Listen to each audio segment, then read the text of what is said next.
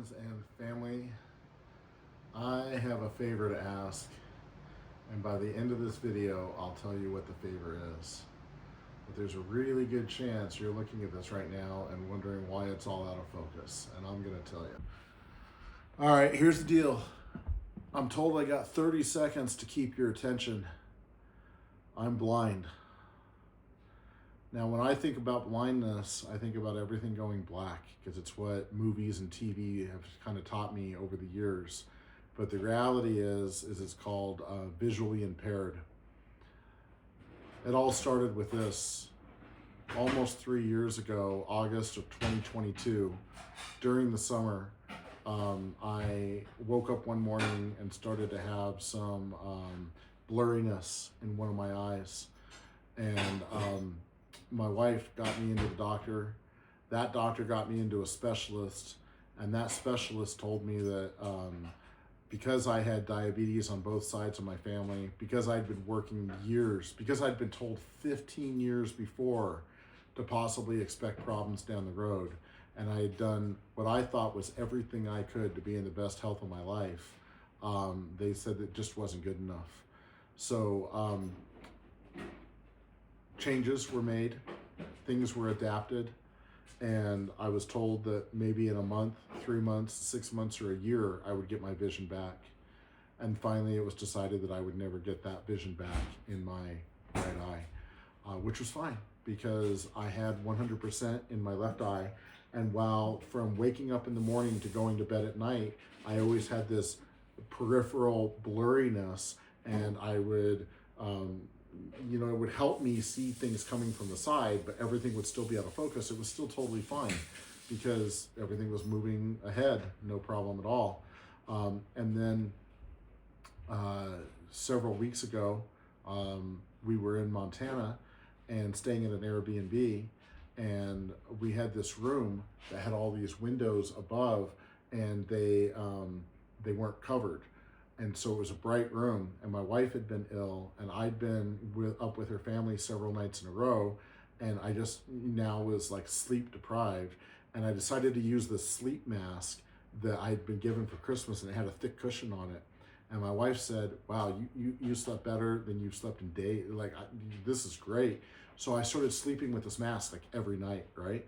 And it was good. I was getting great sleep, but I started to get some soreness in my good eye. And I got back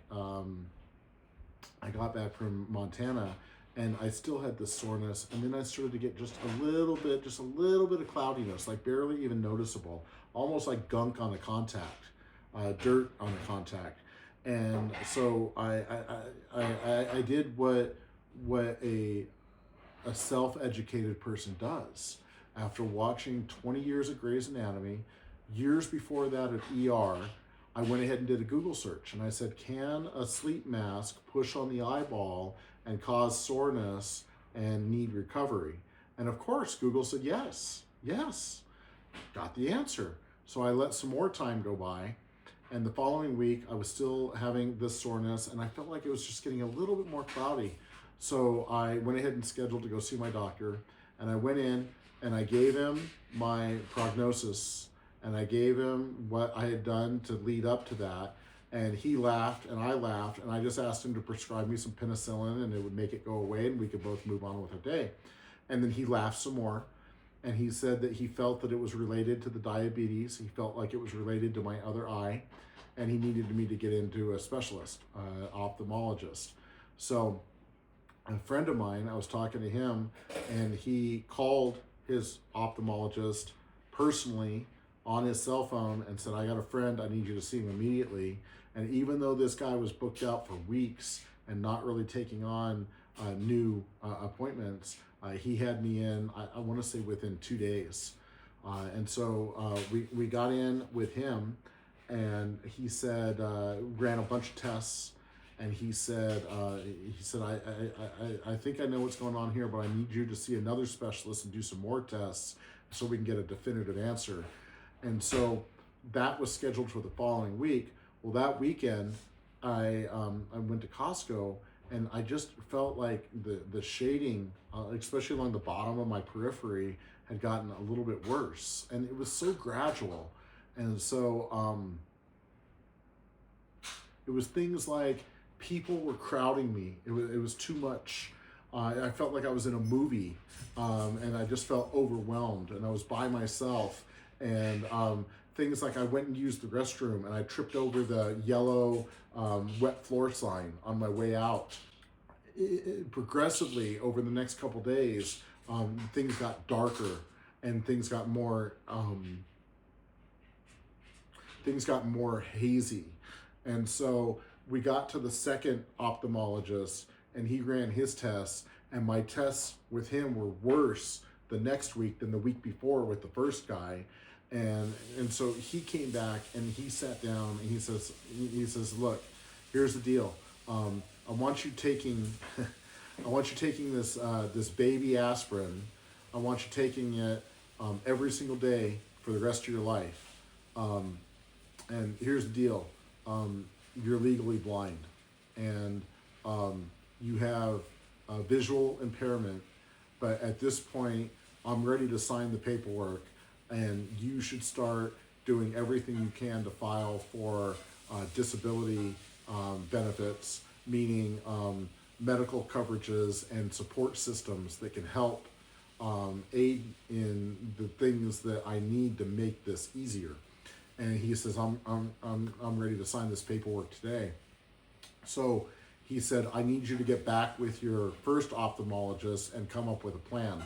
So immediately leaving his office, we had an appointment for the next week to meet with the first ophthalmologist, which was actually this week. So this last weekend, actually the first weekend, I apologize. The first weekend, what I did was we let my kids know. And then my youngest teenage daughter actually went onto my computer, updated the software, got the latest versions, added accessibility features, put all my monitors into dark mode. When I look at a white document, it's painful to my eyes, whether it's on my iPad, my phone, or my computer. So everything's gone into dark mode with a white print. And so my daughter had set up things like speech to text and text to speech. She gave me a worksheet of how to operate everything, different shortcut keys. And I got to tell you, coming off of that weekend into the beginning of the week, I had a lot of work, and trying to work on QuickBooks, who doesn't really work with accessibility impaired features, it felt like it was impossible. It felt like it took me a half a day just to write one invoice. And I had other projects that needed my attention and time and things like that. And so that week was the hardest week. And during that week, we also had a networking meeting with our networking group for business, and we were launching a new program that focuses just on one business a month and how everybody can kind of help that business. And the vice president and I decided to use me as the test. And this is going to come back to that favor that I'm going to ask you, because it's the same favor that I asked this group. Okay, and I'm going to come to that in a little bit. But I shared with everybody, and to be honest with you, after weeks of going through this and being at the worst part of it, I just completely broke down. It took me several attempts to gain my composure. So we got to the end of that meeting.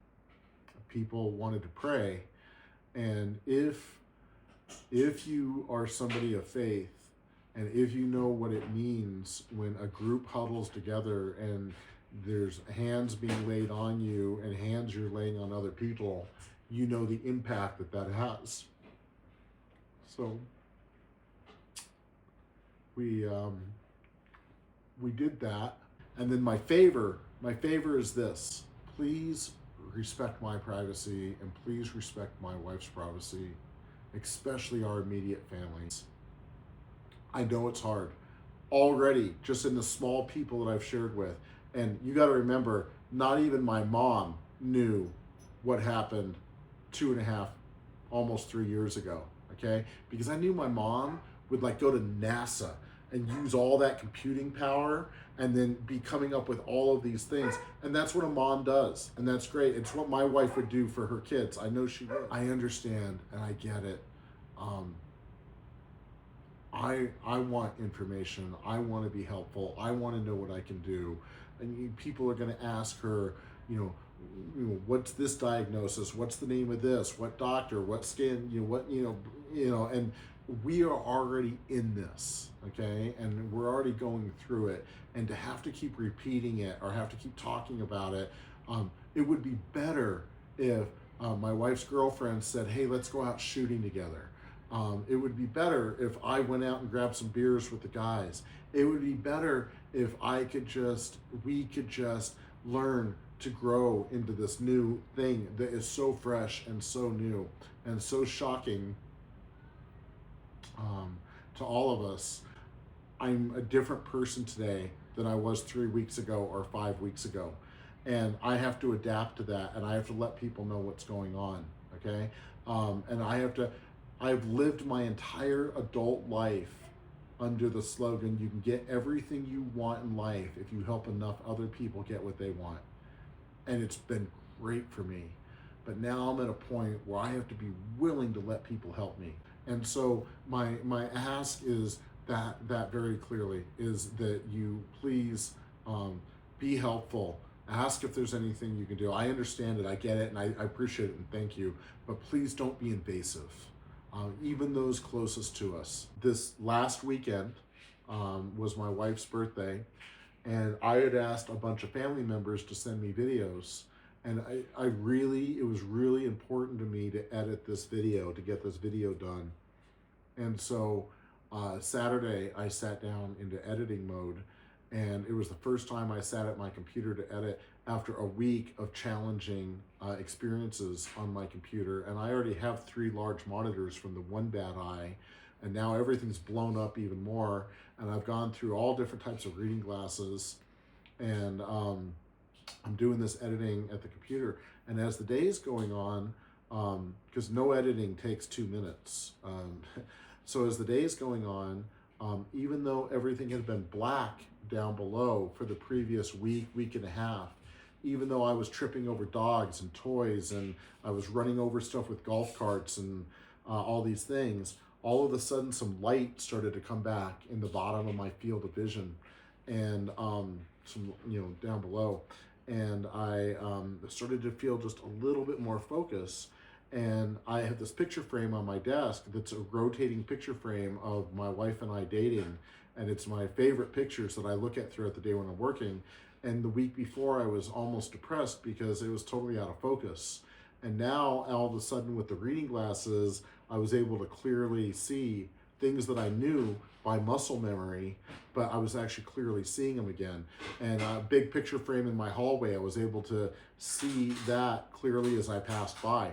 And so I kept telling my wife throughout the day that I just felt like things were feeling a little bit better, and I wasn't sure if it was the confidence of me getting more and more used to my new world, or if things were actually shifting. And so we had an appointment to see my main ophthalmologist this week, and got into his chair again, and I was explaining everything to him. He started looking at stuff. He goes, listen, we are seeing the inflammation in your eye is going down.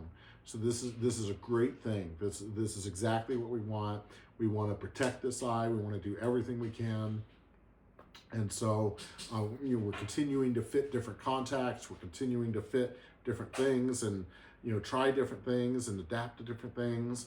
And this is really good. This is good because now as I've had days to work at my computer, as I've made adjustments, I'm getting a new keyboard with big keys on it and backlit and big letters on it, and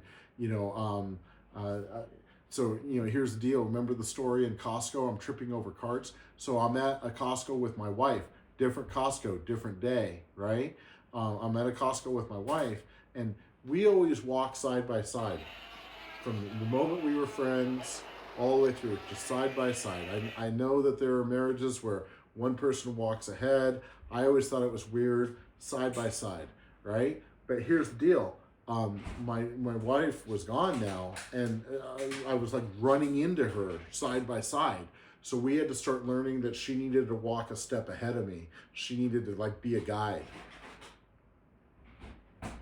So we're in a Costco, and she goes to get something, and she's not there, and I bump into somebody, and I'm still feeling like really embarrassed, and I'm sorry, and my wife actually says, "Oh, he's visually impaired. Sorry about that."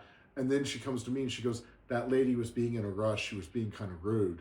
And so my wife's got to deal with this reality now too. It's not just my reality; it's her reality. And so I was saying to my doctor this week, I was saying, that I had a lot of confidence in my house, and I had a lot of confidence in places that I was used to being, but in places that I'm not as familiar with, I get very unaware, and I just start to feel very unsure of myself, I guess would be the best word. And so my wife said, I think he should get a walking stick. And again, to me, that's for people who see black. They're blind. They don't. And so I told my doctor, I said, I feel like a fraud in wanting to do something like that. And he said, no. He goes, here's the deal.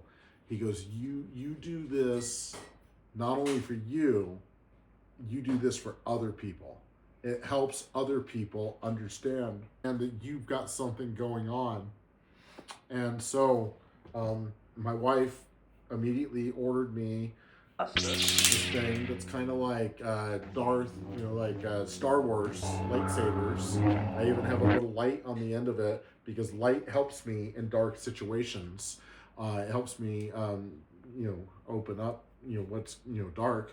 And so we actually, my daughter, so my wife could get some work done. My daughter took me to do errands just yesterday. And this was my first time out in public using this. And ironically at a Costco, and it was so cool because it's like Jesus opening up the sea, right? The Red Sea. I'm walking around with this thing, and I can see images, and a lady just grabs her kid and pulls her kid out of the way, and people are kind of being respectful, and it really was a much better experience. And that's the thing is they say pride comes before the fall, so you got to learn how to not fall, and have things and tools and people and things like that. So that was really helpful. Now, here's the deal. I'm not sharing my diagnosis. I'm not sharing my medical updates. I'm not sharing what doctors are doing, what scans and why, and all of that stuff. I'm sharing that I have diabetes and I'm now visually impaired. Here's what I'm sharing. I'm very lucky because my Southern California business is thriving right now. It's actually doing incredible. When I left, I wasn't sure how that was going to work out. And the first year I had to fly back several times to manage projects. But now I've developed such a shorthand between me and my guys that I can send them out to look at a project. They can give me photos, they can give me videos, I can write a quote, I can admin everything from my desk, I can work with my customers, I can be available to my customers when they mess things up afterwards. And so I actually have these I have these two large projects in California right now that are just going, the way they're supposed to go. And that's what's supposed to happen over time. I was just thinking about this. I was thinking like Jeff Bezos, right? Like maybe in the beginning months, he started Amazon when it was a book company. If somebody had a problem with an order, they might have been able to call up and talk to Jeff and say, hey, Jeff, this is the problem I'm having, right? And Jeff would fix it. But like this week, if I got a problem with an Amazon order and I call him up, I'm not talking to Jeff. There's no way I'm talking to Jeff. And that's the reality of business. When you grow a business, you come to a point in the administrative level where you need other people taking care of stuff. And that wasn't always the case with me. When the owner of my company first moved me from a manager to a vice president, he told me, he said, Sean, you are really good at sales and you are really good at people, and you are so good that while you're doing all the rest of this stuff, you are outwriting all of your other guys every single month, month after month after month. But you're going to get sucked in to the admin side. And he said, don't let it suck you in. Don't let it consume you, because you have the type of brain that wants to do everything. And he tried to warn me, and I was good at it when I had him there telling me not to let that happen. But then when he wanted to get out and I bought the company after working for him for 17 years, now I was doing everything. And my wife and I, we tried hiring a couple of assistants, and it took me so much time to try to get them to do what I wanted them to do. I just wanted to do it myself. So I just did everything myself. And that's sometimes what happens in small business. And that was my, if I did anything wrong, it was trying to do everything. But that business is thriving right now. My Washington and my Idaho business, that business has been a few years and it's been growing. Okay, and the customers that I've worked for, I love the customers. They're so much like my Southern California customers. When I have the right customer, you got to remember, some of those Southern California customers I've worked for more than 30 years. So they keep coming back and they keep coming back because it's 1-800-CALL-SEAN. I'm their guy, right? It's like Arnold Schwarzenegger in that Christmas movie where he's telling everybody, "You're my favorite customer." Well, everybody's my favorite customer, right? So, saying all of that, my business in Washington and in Idaho, I've related it to coming onto a highway, and you can't just enter the highway at 95 miles an hour. Not that I drive 95 or not that I drove 95. Maybe, the Tesla's a lot of fun. But saying that, you enter the speed and you catch up, right? And that's what my business in Idaho and Washington's been doing. But in Idaho and Washington, I've still been a field guy. I've still been going out and doing installs and hooking up wires and sitting at cabinets and crawling around and doing all that stuff. And the reality is that's not going to happen anymore. I now have to treat Washington and Idaho just like I treat California. I now have to figure out how to do this more at my desk and continue to use more and more help. More of what I should have done in California years ago. And there may come a point where I need to get an assistant or a virtual assistant. And if things continue to change or progress, those are some realities. And those are things that we're constantly looking at and we're constantly making adjustments. But here's the deal. Here's the favor. Okay, I know I told you I'd get to a favor because everybody wants to help. Everybody wants to say, what can I do to help you out? And I'm going to give you the help. Okay, here's the help. My wife's been a bookkeeper for 20 years. She's incredible. She was honor student in high school. She does this stuff. It just amazes me. She works for big companies and she works for one-man companies. 7 years ago, she started her own company because I didn't want her working for anybody else. She was working for a big firm. The firm did some bad things, tried to blame her. That day, I told her to quit her job. The next week, I said, start your own company, right? And my wife is so good at what she does, but I've always told her, do more for asking for referrals. Do more for growing your business. And she doesn't feel comfortable doing that. She feels like she's being pushy or she's asking too much. So she's wanted her business just to grow organically. And it has. And she's got some great clients. And some of you are my friends, and you know exactly what I'm talking about. But here's the ask. So the thing is, I'm asking you to help me, okay? I'm asking you to help me help my wife. And what I want to do is I want to grow her business. She could 3x her business tomorrow and handle that workload perfectly fine. And then past that, she's already got somebody helping her. She could get some additional help. She could get some additional help. I want to see her business 10x. I want to see her business go from a small bookkeeping company to a firm. I want to be here to see that. and I want to help make that happen. Okay, so while I'm transitioning out of field work for my company, and I'm getting used to doing what I do in California, up in Washington and Idaho, I at the same time am going to be putting a lot of effort into growing her company. Okay, here's the deal. I know a lot of talented people. I've seen it happen.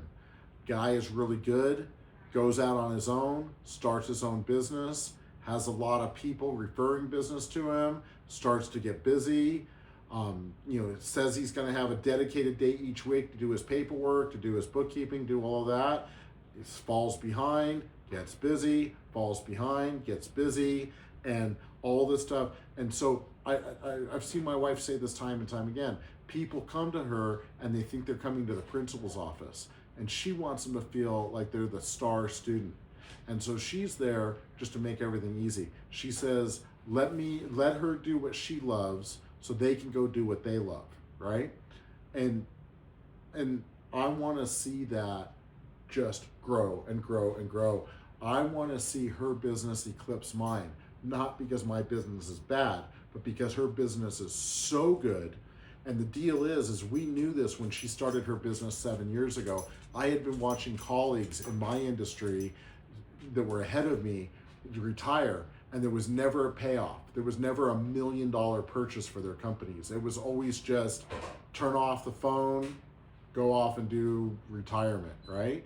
And I knew that was always a possibility for my industry.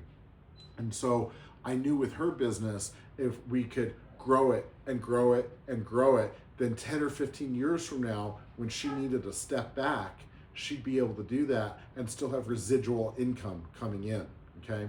And so my ask is that you help me get her company to that level. My ask is that should tomorrow not be guaranteed, and should I not be here, that my wife and my youngest daughter don't suffer in their quality of living, okay?